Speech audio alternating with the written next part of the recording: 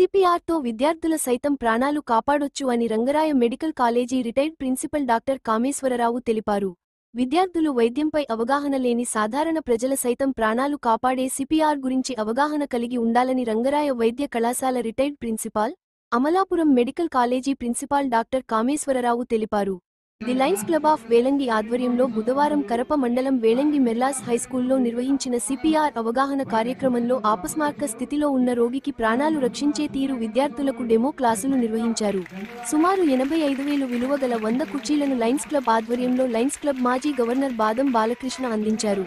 ఈ కార్యక్రమంలో Lions club అధ్యక్షులు చుండ్రు వెంకన్నరావు, సభ్యులు డాక్టర్ బొండ వెంకన్నరావు, డాక్టర్ బొండ సూర్యారావు, వీళ్ల Adesh, B Bhaskar Raman, Bonda Suryanarayana, Rajendra Prasad, HM Bharathi, Satyanandarao teacher విద్యార్థులు పాల్గొన్నారు.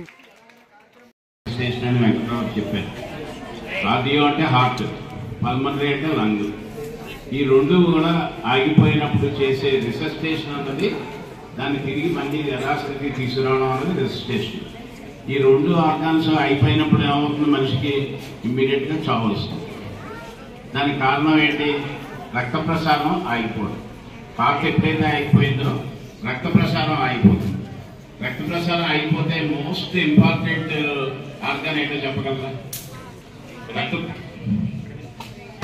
Brain most important. రక్త ప్రసారం ఆగిపోయినప్పుడు బ్రెయిన్కి టైం ఎంతంటే 5 నిమిషాలు. 5 నిమిషాల లోపల కనుక మీరు బ్రెయిన్కి రక్త ప్రసారం అందించగలిగితే ఆ మనిషి బతికి నార్మల్ అవడానికి అవకాశం ఉంటుంది. అదే మీరు పావుగంట తర్వాత ఈ ప్రొసీజర్లు అన్నీ చేశారనుకోండి, హార్ట్ కొట్టుకుంటుంది, ఊపిరితిత్తులు పనిచేస్తాయి, కిడ్నీస్ అన్ని పనిచేస్తాయి, బ్రెయిన్ పనిచేయదు. బ్రెయిన్ డెడ్ అంటారు, వినుంటారు మీరు. బ్రెయిన్ డెడ్ వాళ్ళని ఆర్గాన్స్ అవి డొనేట్ చేయమని చేస్తూ ఉంటారు. ఎందుకంటే బ్రెయిన్ పనిచేయలేదు కనుక శరీరంలో ఉన్న మిగతా అవయవాలు ఏం పనిచేసినా కూడా ఉపయోగం ఏమీ లేదు. అందువల్ల ఈ సిపిఆర్ ప్రక్రియ అన్నది ఎంత త్వరగా స్టార్ట్ చేస్తే అంత ఇంపార్టెంట్ అన్నమాట. మీకు ఇంకొక ఇంపార్టెంట్ విషయం ఇక్కడ చెప్పాల్సింది ఏంటంటే, హార్ట్ అటాక్, హార్ట్ అరెస్ట్ ఆగిపోవడం రెండో ఒకటే అనుకుంటున్నారా? హార్ట్ అటాక్ వేరు, హార్ట్ అరెస్ట్ అంటే ఆగిపోవడం రెండు తేడా. ఇప్పుడు మీరు చేసే ప్రక్రియ హార్ట్ అటాక్ వాటికి చేయకూడదు.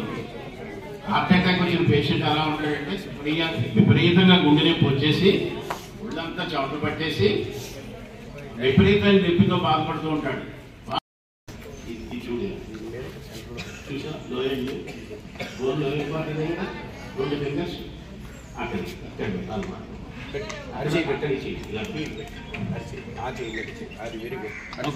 Very good. 1 2 3 4 5 6 7 8 9 10. ఇది ఇలా స్ట్రైట్ గా, ఇది బెండ్ చేయకూడదు. నీ ఫోర్స్ అంతా అప్లై చేసుకోవచ్చు, నీ బాడీ ఫోర్స్ దాని మీద పెట్టుకోవచ్చు. అప్పుడు నీకు స్ట్రెయిన్ అవ్వదు. బాడీ ఫోర్స్ దాని మీద పడుతుంటే నువ్వు ఎంతసేపు చేసినా నీకు స్ట్రెయిన్ ఉండాలి.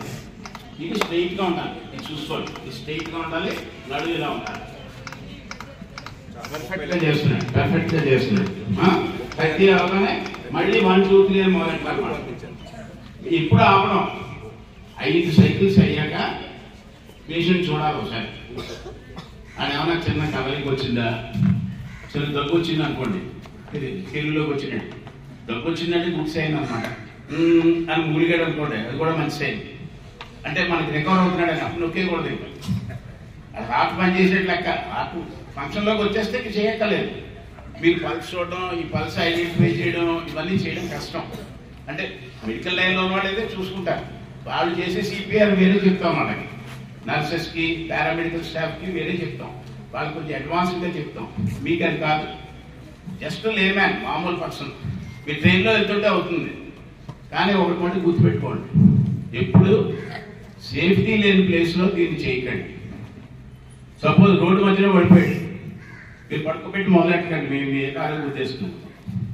So safety place identification most important. మీరు ఏం చేయాలంటే ఒక పక్క రోడ్డు వరకు ఒక పక్క తీసుకెళ్ళిపోవాలి, లాక్కెళ్ళిపోవాలి పేషెంట్. అంతేగాని రోడ్డు మధ్యలో చేయకూడదు. మీరు చేస్తే మంచి పనే, కానీ మీ ప్రాణానికి ప్రమాదం. అదే ఫైర్ యాక్సిడెంట్ అయింది హౌస్లో, గబగబా బయటికి తీసుకొచ్చేసి బయట చేయాలి, కొలాప్స్ అయితే.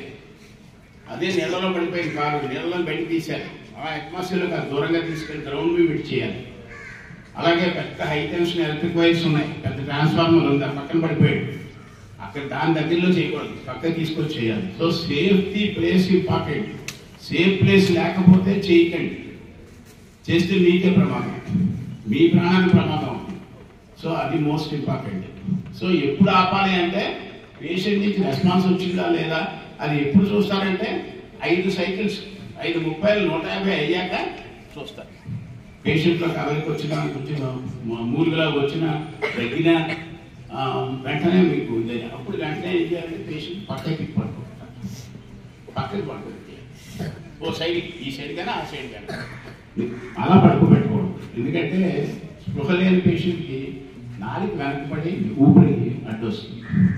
ఎప్పుడు కూడా పేషెంట్ స్పృహ లేనప్పుడు పక్కకు పడుకోవచ్చు, ఈ పక్కకు కానీ ఆ పక్క కానీ పక్క పడుకోబెట్టుకుంటే కాలు ఇలా ముడిచవచ్చు, పై కాలు ఇలా ముడిచిపెట్టచ్చు, కింద కాలు ఇలా స్ట్రైట్గా ఉంటుంది. అదొకటి మోస్ట్ ఇంపార్టెంట్ అన్నమాట. దాన్ని లాటరల్ పొజిషన్, ఆ పొజిషన్లో పడుకోబెట్టి మీ హెల్ప్ వచ్చిన తర్వాత అంబులెన్స్లో దాన్ని షిఫ్ట్ చేయాలి. సో మీరు షిఫ్ట్ చేసే లోపల ఏం చేశారు, ఇప్పుడు పేషెంట్కి హార్ట్ కొట్టుకునేటట్టు చేశారు. సో బ్రెయిన్ డ్యామేజ్ అవ్వలేదు. మీరు 5 నిమిషాల్లో కూడా టైం ఉంది కదా, ఆ టైంలో కూడా రక్త ప్రసారం వచ్చినట్టు చేశారు. ఇలా కంప్రెషన్ చేయడం వల్ల శరీర భాగాల్లో ఉన్నటువంటి important heart, first brain, heart, lungs, kidneys, ఇవన్నీ వైటల్ ఆర్గాన్స్ అంటారు, ఇంపార్టెంట్ ఆర్గాన్స్. వీటికి బ్లడ్ సప్లై ఇమీడియట్గా వస్తుంది. రావడం వల్ల మెయిన్గా బ్రెయిన్కి రావడం వల్ల పేషెంట్ మీరు హాస్పిటల్ తీసుకెళ్ళిన తర్వాత మిగతా కార్యక్రమం అంతా చేస్తారు. ఏదైనా హార్ట్లో బీట్లు తేడా ఉంటే దాన్ని మందులు ఇవ్వడం, లేదా షాక్ ఇవ్వాలి. క్లాసులు చెప్పినా సరే సైలెంట్గా ఉండే సందర్భాలు లేవు, కానీ ప్రింట్ ఆఫ్ సైలెంట్ ఉంది. ఎందుకంటే అంత బాగా పెట్టారు, వారికి ఎక్స్ప్లెనేషన్ అంత గొప్పగా ఇచ్చారు. ఈ కార్యక్రమాన్ని చేసిన మా చిన్న ఎక్కడా చౌదరి గారికి ప్రత్యేకంగా ధన్యవాదాలు.